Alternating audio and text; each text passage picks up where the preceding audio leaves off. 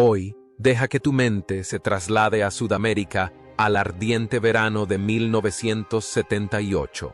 Ese año, en la turbulenta Argentina, la selección brasileña, Seleção, vivió la experiencia más extraña de la historia de los mundiales, bajo la dirección del entrenador Cláudio Coutinho. Introdujeron una nueva filosofía. Un Brasil europeizado con disciplina y pragmatismo, alejado de la improvisación tradicional de la samba.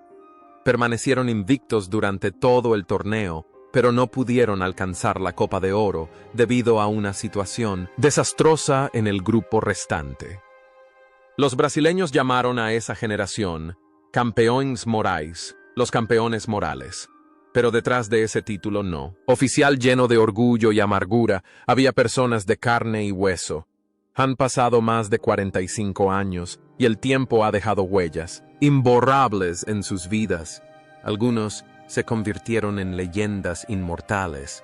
Otros vivieron una vida tranquila y lamentablemente otros terminaron su camino entre la tragedia y las lágrimas. Retrocedamos las páginas del expediente, recordando las peripecias de los actores principales de la película Seleção 1978.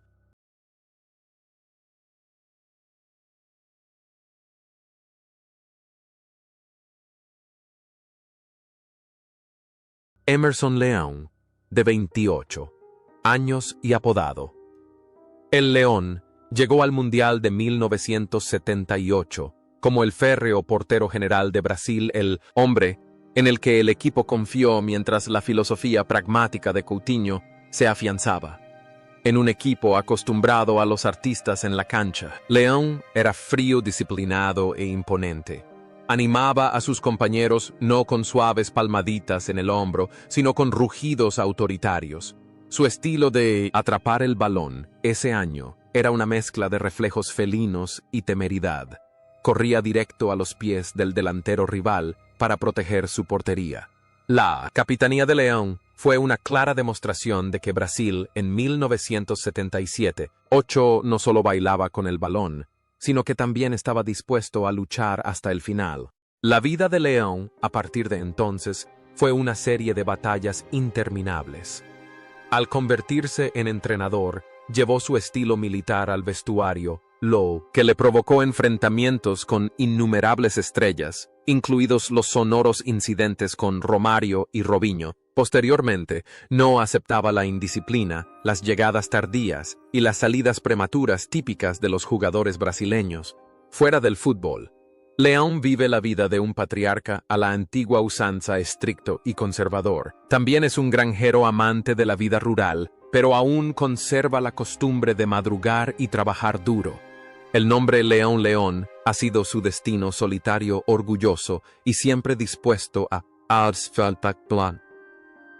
defender su territorio con uñas y dientes, ya sea en el campo o en la silla del entrenador. Actualmente, Leão, 75 años, ha dejado el banquillo, pero sigue siendo un comentarista apasionado.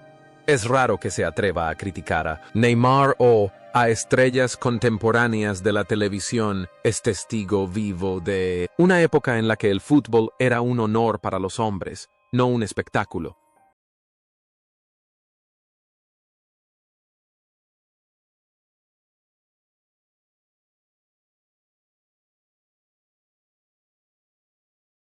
José Óscar Bernardi, un central de 23 años con un porte tan elegante como si llevara traje en medio de un incendio en el Mundial C, convirtió en el punto de equilibrio necesario de la defensa brasileña en 1978.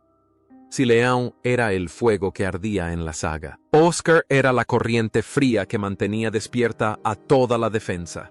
Jugaba al fútbol con la mente de un erudito, interpretando las situaciones con claridad, eligiendo la posición correcta y casi nunca teniendo que hacer entradas sucias porque siempre llegaba antes de que surgieran los problemas. La dupla. Óscar Amaral, en aquel entonces, era comparada con la combinación de inteligencia y fuerza. Uno inteligente, otro fuerte, formando un muro de acero frente a la portería brasileña. Oscar no solo defendía, sino que también era quien iniciaba los ataques desde la línea de fondo, conjugando las cualidades de un central moderno décadas adelantado a su tiempo. Oscar fue uno de los primeros brasileños en tener una visión de la vida después del fútbol, cuando se mudó a Japón para jugar en Nissan Motors, el predecesor del Yokohama. F. Marinos no lo vio como un lugar para retirarse, sino como un mercado potencial. Estudió cultura y negocios. Al regresar a Brasil abrió el Oscar Inn Eco Resort, un gigantesco complejo deportivo. Este se convirtió en la base de entrenamiento de muchos equipos importantes como Brasil y Corea del Sur en el Mundial. Oscar se transformó por completo, pasando de jugador a empresario millonario, gestionando el sistema empresarial con la misma precisión que su defensa. Su serenidad y su mentalidad estratégica en el campo han ayudado a Oscar a construir un imperio empresarial sostenible. Demuestra que los futbolistas también pueden ser grandes emprendedores. A sus 70 años, Oscar disfruta de los frutos de su trabajo. Viaja entre Brasil y Japón, respetado en ambos países como embajador cultural y deportivo.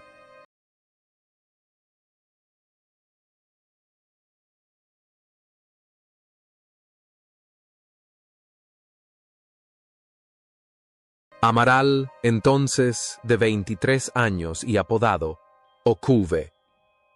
El repollo, por su piel clara y su característico cabello rizado, era el incansable jugador que se paraba junto al apuesto central Oscar.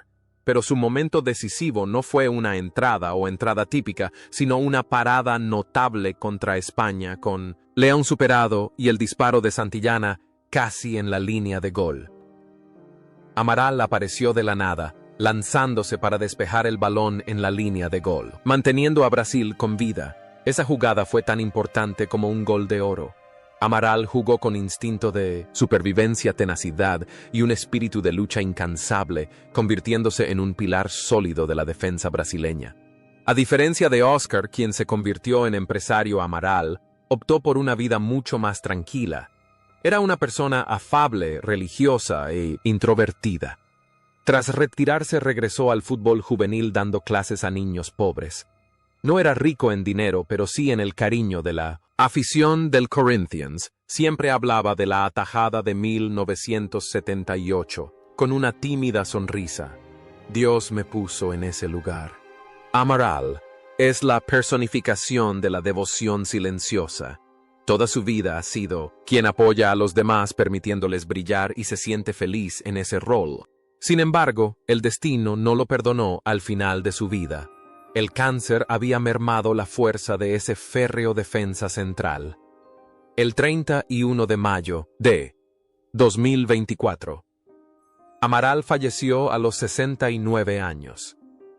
La afición brasileña lo lloró recordando al amable repollo que una vez llevó el destino de la nación en sus pies.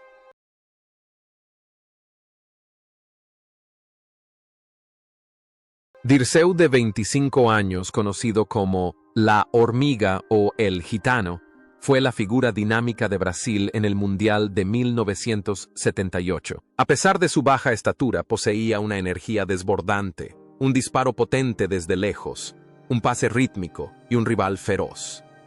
En ausencia de Zico, Dirceu asumió todas las responsabilidades creativas en el mediocampo, convirtiéndose en el alma del equipo. Sus 3 goles con impresionantes disparos de larga distancia demostraron su versatilidad como mediocampista. Por sus destacadas actuaciones, Dirceu fue nombrado el tercer mejor jugador del torneo Balón de Bronce, solo por detrás de Mario Kempes y Paolo Rossi. Dirceu fue quizás el primer futbolista brasileño en ser un verdadero ciudadano global. Jugó en casi 20 clubes de Brasil, México, España e Italia, donde fue un ídolo en el Nápoles antes de Maradona. Nunca se quedaba mucho tiempo en un mismo lugar como un viento impetuoso. Dirceu le encantaba la vida libre, las fiestas y las risas. Era amigo de todos. Su optimismo podía iluminar una habitación oscura, El estilo de juego fluido y itinerante de Dirceu es su vida una búsqueda interminable de alegría, pero sus viajes terminaron en la tragedia más brutal. El 15 de septiembre de 1995, mientras conducía por Río de Janeiro. El coche de Dirceu fue impactado de frente por un corredor callejero descontrolado. Murió a los 43 años en la flor de su vida. Después del fútbol, la muerte de Dirceu fue una conmoción terrible, una triste noticia para el fútbol mundial de los años 90.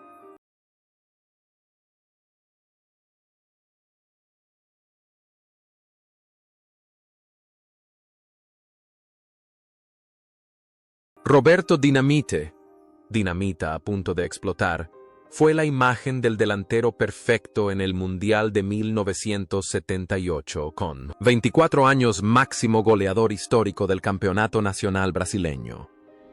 Dinamite comenzó el torneo como suplente de Reinaldo.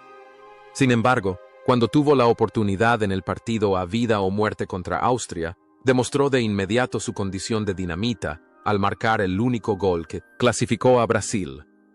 No se detuvo ahí, marcó 2 goles más contra Polonia demostrando su capacidad para aprovechar las grandes oportunidades. No necesitaba muchos toques, sino toques para marcar. Hay pocos jugadores tan leales como Dinamite. Dedicó casi toda su vida al Vasco da Gama, anotando más de 700 goles para el club. Tras retirarse, no eligió ser entrenador, sino que se dedicó a la política. Fue diputado por el estado de Río y se convirtió en presidente del Vasco Club. Pero la presidencia es un tema candente. Ha experimentado tanto la gloria como la amargura y las críticas de la misma afición que antaño lo adoraba cuando el equipo decayó. Sin embargo, su amor por el club nunca ha cambiado. La explosividad en el campo contrasta con la firmeza y perseverancia del amor por una sola camiseta. La dinamita es un símbolo de lealtad poco común en el fútbol moderno. Al final de su vida, el rey de la dinamita enfrentó una batalla silenciosa contra el cáncer de colon. Luchó con valentía como un guerrero. Pero el milagro no se produjo. El 8 de enero de 2023, pocos días después del fallecimiento del rey del fútbol, Pelé, Roberto Dinamita también regresó a su patria a los 68 años. Brasil perdió 2 reyes en una misma semana.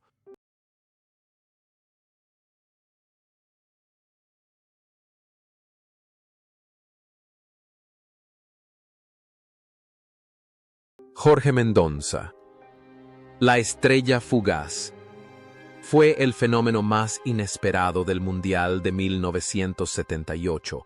A los 24 años asumió el mando inesperadamente tras la lesión de Zico y sus actuaciones fueron tan buenas que incluso tras la recuperación de Zico seguía en el banquillo, con una técnica espectacular, un exceso de confianza y un carisma. Mendoza se convirtió en el héroe inesperado de la selección, su gran esperanza en la segunda fase del torneo, pero el rápido ascenso a la fama fue su perdición. Tras el Mundial, Mendoza cayó en la tentación. El alcohol, las fiestas nocturnas y la falta de disciplina le pasaron factura. Fue perdiendo posiciones. La tragedia culminó en un divorcio, la pérdida de la custodia de sus hijos y la caída en la pobreza. En cierto momento se vio al héroe del Mundial vendiendo sus recuerdos e incluso recurriendo a la ayuda de amigos en los barrios marginales. Mendoza es un triste testimonio del dicho: el talento sin carácter es un desastre. Su breve ascenso en el fútbol argentino solo sirvió como telón de fondo para la oscuridad que luego envolvería su vida. El 17 de febrero de 2006, Jorge Mendoza falleció en un hospital público tras sufrir un infarto, consecuencia de años de mala salud. Murió a los 51 años solo y olvidado por la mayoría de la opinión pública. Un triste final para el hombre que una vez dejó a Zico en la banca.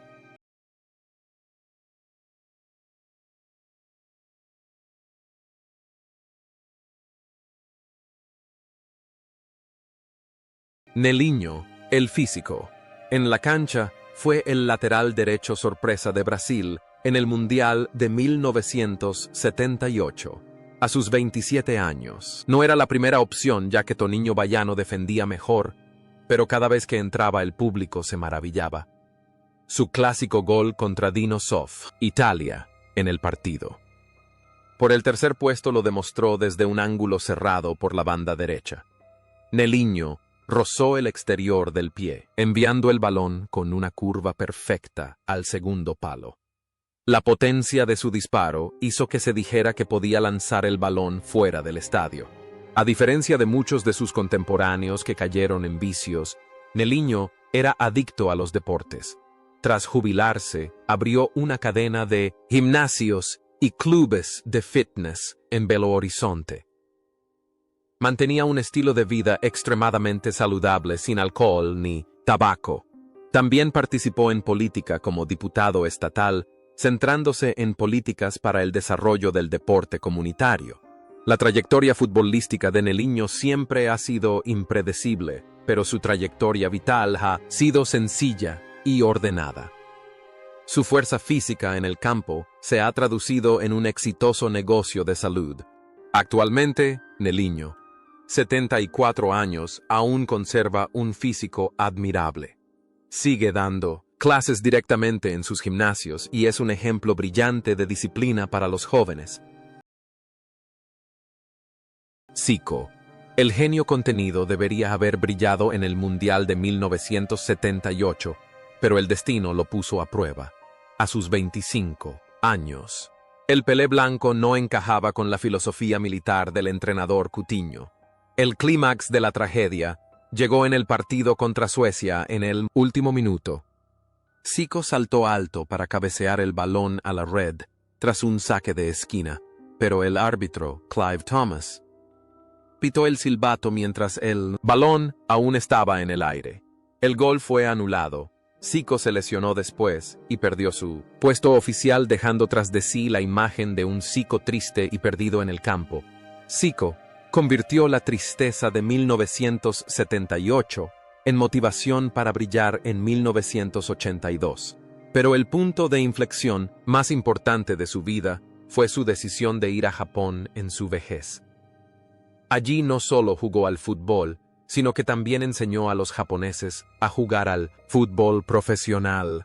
Los japoneses lo veneraban como el dios del fútbol. Después, se convirtió en un veterano entrenador liderando a Japón-Irak. Rusia por todo el mundo con la actitud de un embajador de la paz. Zico en la cancha es extravagante y amable. Fuera de ella es una gran personalidad, jamás involucrado en un escándalo. Es la prueba de que a veces el fracaso en un torneo mundial 78 es solo un paso hacia una grandeza aún más duradera.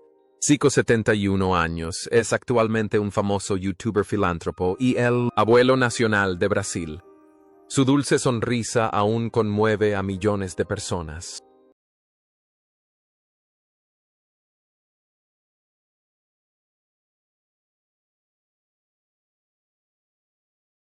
José Reinaldo de Lima.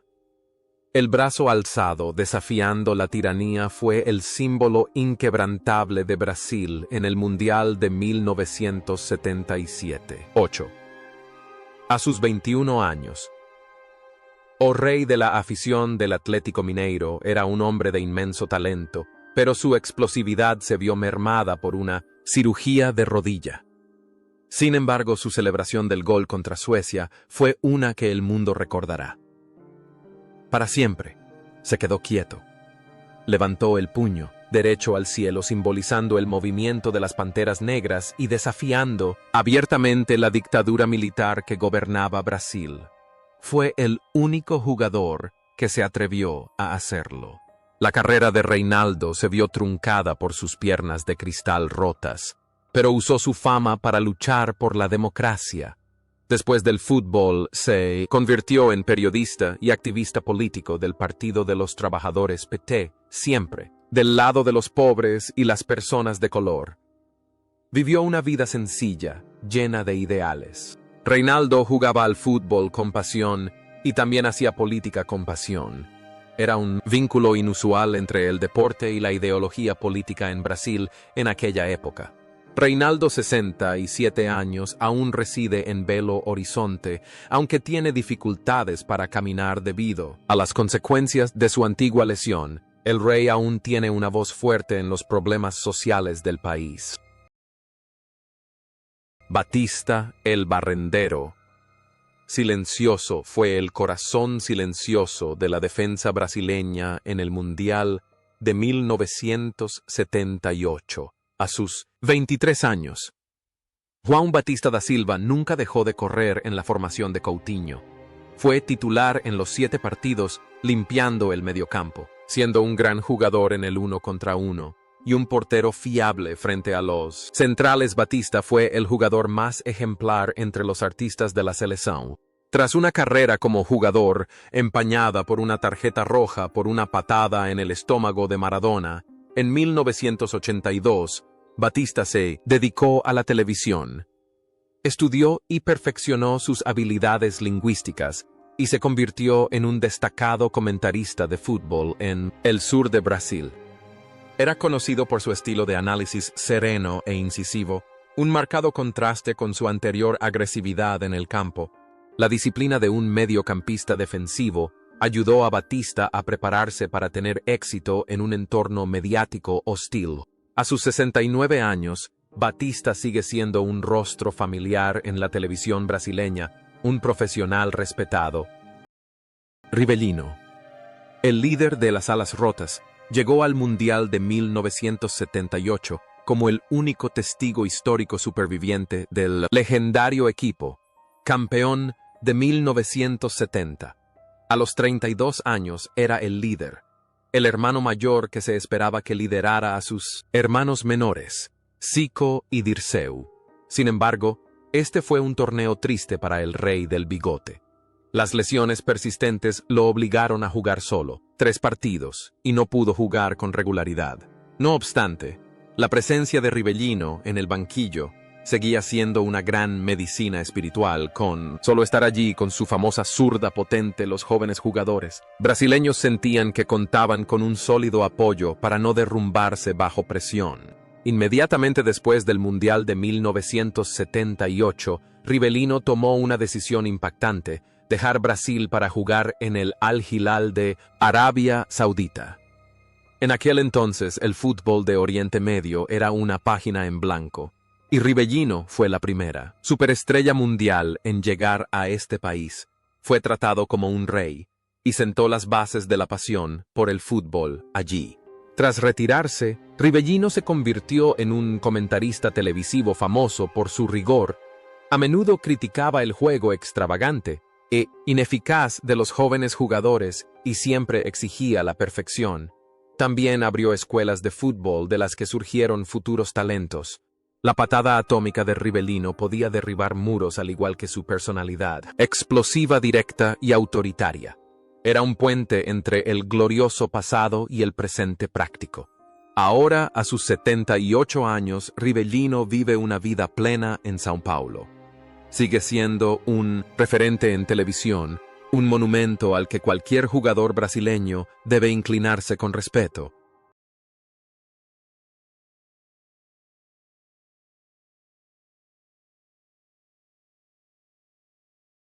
Edinho, la belleza de la calma, brilló como un elegante suplente en la férrea defensa de Oscar y Amaral en el Mundial de 1977. 8. A sus 23 años, Edinho Nazareth disputó 3 partidos e impresionó de inmediato con su estilo de juego extravagante poco común en un defensa. No despejaba el balón, sino que lo pasaba fuera del área, y su magnífica técnica individual le permitía jugar como centrocampista. Aunque no fue titular en 1978, esos minutos marcaron el nacimiento de un futuro líder para la selección. La carrera de Edinho floreció después de eso. Se convirtió en capitán de Brasil en el Mundial de 1986 y tuvo una gran experiencia en Italia con el Udinese, donde jugó junto a Zico. Tras retirarse, Edinho demostró ser un jugador versátil. Entrenó a muchos grandes clubes como el Fluminense y el Flamengo, luego se convirtió en comentarista e incluso se involucró en la gestión del fútbol playa. En todos los roles demostró elegancia, oratoria concisa y pensamiento agudo. Edinho jugaba al fútbol como un caballero de esmoquín y su vida irradiaba la misma serenidad. Era el modelo del futbolista brasileño moderno, jugaba con la cabeza y vivía con la mente. Edinho, 69 años, es actualmente un prestigioso comentarista. Lleva una vida tranquila, evitando escándalos y manteniendo la imagen de una leyenda limpia y con clase. Chicão, el guerrero de la batalla de Rosario, fue el tenaz mediocampista defensivo de Brasil en el Mundial de 1978 a sus 29 años. El León de Copas solo disputó 3 partidos, pero el entrenador Coutinho lo puso en el campo en el encuentro más importante y reñido el empate 0-0 con la anfitriona Argentina, conocido como la Batalla de Rosario. Con su estilo de juego agresivo, su intimidación ante el contacto y su rostro tenaz, Chicão se encargó de intimidar a los artistas argentinos, convirtiéndose en la personificación de la dureza y el villano necesario para proteger la inocencia de sus compañeros. Chicão es un gran monumento del São Paulo FC, el capitán ejemplar que levantó la Copa Nacional en 1977. Es famoso por odiar la derrota a ultranza y por estar dispuesto a todo por ganar. Tras retirarse, abrió una tienda de deportes y llevó una vida bastante reservada. Rara vez aparecía en los medios, manteniendo la misma personalidad taciturna y tranquila de cuando jugaba. En el campo, Chicão era fuerte como una roca inquebrantable. Pero irónicamente, la vida lo abatió con un enemigo invisible desde dentro. El 8 de octubre de 2008. Chicão falleció en su casa tras una larga batalla contra el cáncer de esófago y estómago. El indomable guerrero falleció a los 59 años, dejando un triste recuerdo para la afición paulista. Un capitán con un espíritu fuerte.